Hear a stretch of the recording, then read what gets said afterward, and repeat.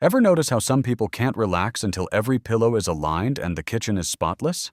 You might call it discipline, but psychology reveals it's often about something much deeper than just wanting a tidy room. Here are 7 psychological reasons why your brain needs your house to be clean. 1. The control factor. Life is chaotic and unpredictable. When you can't control the world outside, you control your environment. A clean space is your safe zone. It provides a sense of stability when everything else feels uncertain. 2. Mental clarity. Physical clutter is visual noise. It overstimulates your brain, raising your cortisol levels. When your desk and room are organized, your thoughts stop racing. Clean space equals a clean mind. 3. Removing hidden stress. That pile of laundry or the unwashed dishes?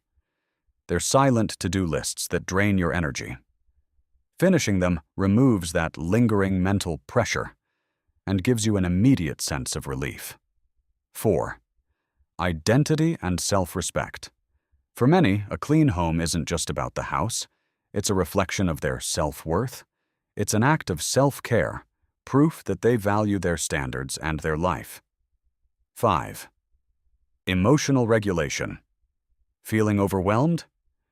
Cleaning is a grounding technique.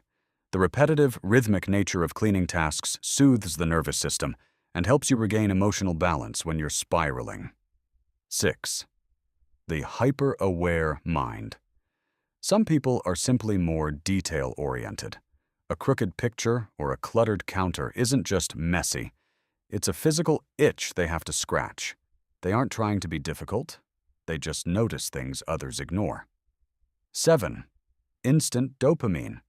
Unlike long-term goals, cleaning offers immediate, visible results. You see progress in seconds.